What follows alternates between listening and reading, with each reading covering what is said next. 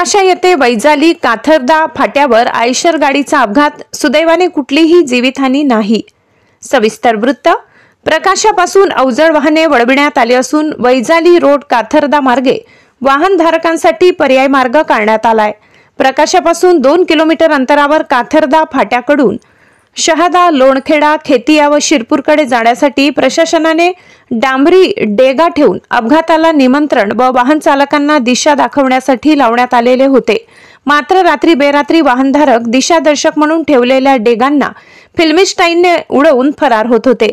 त्याची दखल लोकशाही हक्क न्यूजने घेतली व बातमी प्रसिद्ध केली असता जिल्हा प्रशासनाने त्याकडे दुर्लक्ष करत दिशा दाखवण्यासाठी ठेवलेल्या डेगांना उचलण्यात आले। या ठिकाणी रस्ता कमी वळणाचा असल्यामुळे दोन्ही बाजूने वाहने पास होत नाही।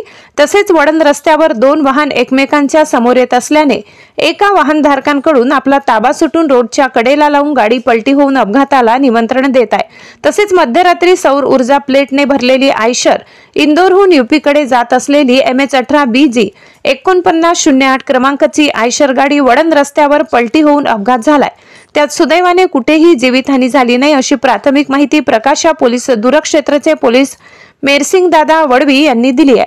तरी देखील जिल्हा प्रशासनाने याच्याकडे गांभीर्याने लक्ष घालून वळण रस्त्यावर होणारा छोटा मोठा अपघाताला आळा बसावा म्हणून वाहन चालकांसाठी पर्यायी व्यवस्था करावी अशी विनंती वाहनधारकांकडून करण्यात येत आहे। दिनेश सामुद्रे, प्रकाशा प्रतिनिधी।